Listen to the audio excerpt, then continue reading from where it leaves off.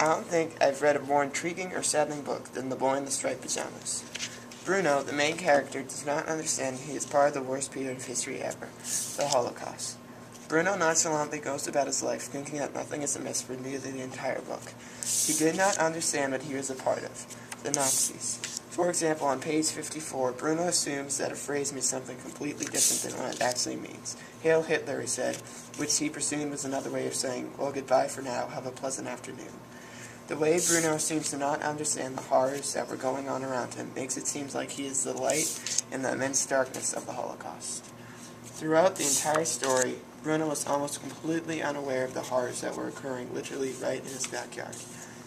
After he leaves his home in Berlin to follow his father's job, Bruno quickly discovers something intriguing. From his viewpoint on the top floor of his new home, he sees hundreds of people behind a wire fence, all wearing striped pajamas, and he has no idea that the people he is actually seeing are Jews in a Nazi concentration camp.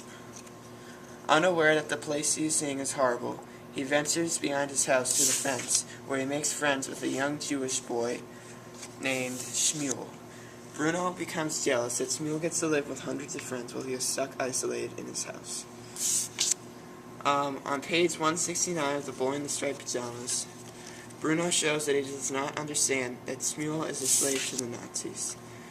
If who comes back? You don't mean Lieutenant Cutler. I'm just supposed to be cleaning the glasses, he said, looking at the bowl of water in front of him in despair, then looking back at the slices of chicken that Bruno held out to him. He's not going to mind, said Bruno, who was confused by how anxious Shmuel seemed. It's only food. Though Bruno is a fictional character, he just goes to show us that friendship can happen in any way, even to the point if people who should be sworn enemies become best friends like Bruno and Shmuel.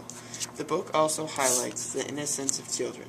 Unfortunately, both Shmuel and Bruno die when Bruno sneaks into the concentration camp where they are both sent into a gas chamber. That made many people cry when they saw the movie The Boy in the Striped Pajamas. But even though the book was depressing, it was a thoughtful, well-written book about a young Nazi boy named Bruno.